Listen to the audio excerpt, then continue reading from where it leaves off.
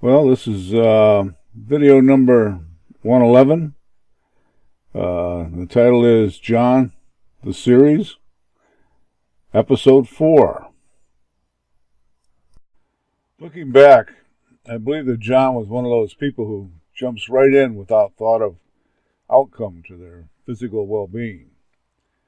On the front end of the machine, we loaded 900-pound rolls of cardboard that was fed into the grinder unit. This roll was raised up through the use of an inserted mandrel with expanding airbags to hold it tight against the core.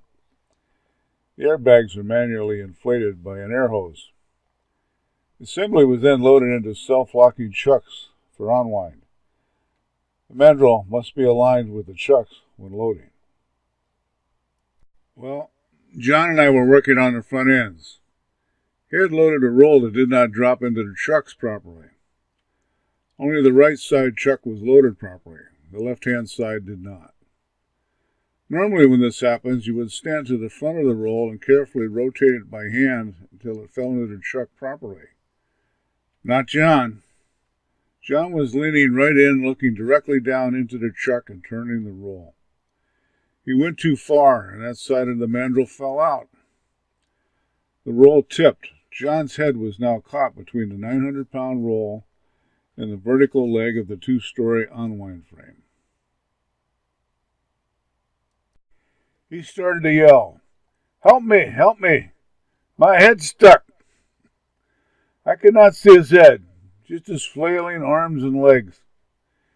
He reminded me of a day I was about 10 years old and fishing down at the neighbor's pond. A big bullfrog kept coming up near me and croaking loudly. He did that 3 or 4 times. I figured I would not catch any fish with him doing that. Next time he surfaced, I was ready for him. I dropped a flat rock on his head. All you could see was arms and legs flailing around. I have to admit, it was funny at the time, and also to see John doing the same thing.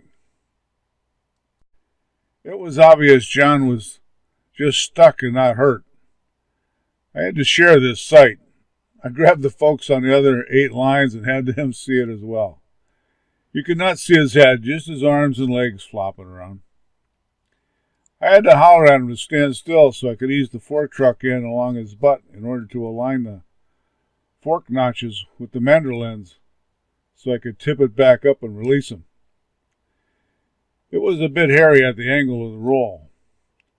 I did succeed in freeing John and repositioning the roll into the parallel notches of the forks. Then the roll could be properly loaded into the self-locking chucks.